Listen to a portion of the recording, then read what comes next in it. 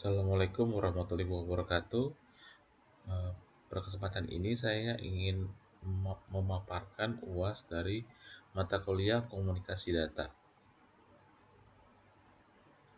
Data Link Control, kontrol aliran, menjamin pengiriman entitas tidak akan mengganggu receiver, mencegah buffer overflow, waktu transmisi, waktu diambil untuk mengeluarkan semua bit ke dalam media transmisi, waktu propagasi, waktu sebuah bit menyelesaikan perjalanan di jalurnya. Stop and wait. Source mengirimkan frame, destination menerima frame dan mengirim kembali dengan acknowledgement. Source menunggu ACK sebelum mengirimkan frame berikutnya.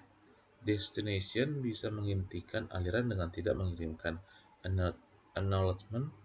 Hal ini bisa bekerja dengan baik untuk beberapa frame yang besar. Fragmentasi. Blok data yang besar bisa dipisah ke dalam frame-frame kecil. Terbatasnya ukuran buffer, error bisa dideteksi lebih dini. Ketika ada error, perlu mentransmisikan kembali frame-frame kecil. Mencegah satu stasiun menggunakan media untuk jangka waktu yang lama. Stop dan wait menjadi tak memadai. Multiplexing, Frequency Division Multiplexing, FDM. Bandwidth yang bisa digunakan dari suatu media melebihi bandwidth yang diperlukan dari suatu channel. Setiap sinyal dimodulasi menjadi frekuensi carrier yang berbeda. Frekuensi carrier dipisah sehingga sinyal-sinyal tidak saling bertumpah tindih. Contoh broadcast radio. Channel dialokasikan walaupun tidak ada data. Circuit switching. Switching network. Transmisi jarak jauh biasanya dilakukan melalui jaringan node yang beralih. Node tidak memperhatikan isi data. Perangkat akhir adalah stasiun, komputer, terminal, telepon, dan sebagainya. Kumpulan node dan koneksi adalah jaringan komunikasi. Data diarahkan dengan cara dialihkan dari node ke node. Node dapat terhubung hanya ke node lain, atau ke stasiun dan node lainnya. Tautan antara node biasanya dimultiplex. Jaringan biasanya terhubung sebagian. Beberapa koneksi redundant diinginkan untuk keandalan. Dua teknologi switching yang berbeda, circuit switching dan packet switching. Packet switching.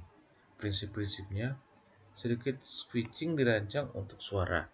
Sumber daya didedikasikan untuk panggilan tertentu. Sebagian besar waktu, koneksi data tidak aktif. Kecepatan data tetap, kedua ujung harus beroperasi pada kecepatan yang sama. Basic operation, data ditransmisikan dalam paket kecil, biasanya 1000 oktat. Pesan yang lebih panjang dipecah menjadi serangkaian paket. Setiap paket berisi sebagian data pengguna plus beberapa informasi kontrol. Informasi kontrol, informasi routing, alamat. Paket diterima, disimpan sebentar atau di buffer, dan diteruskan ke node berikutnya. Store and forward, simpan dan teruskan.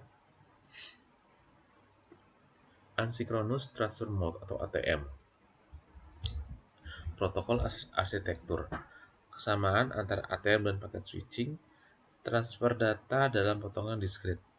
Beberapa koneksi logis melalui satu antarmuka fisik. Pada ATM, aliran pada step koneksi logis dalam paket berukuran tetap yang disebut sel. Kontrol kesalahan dan aliran minimal overhead berkurang.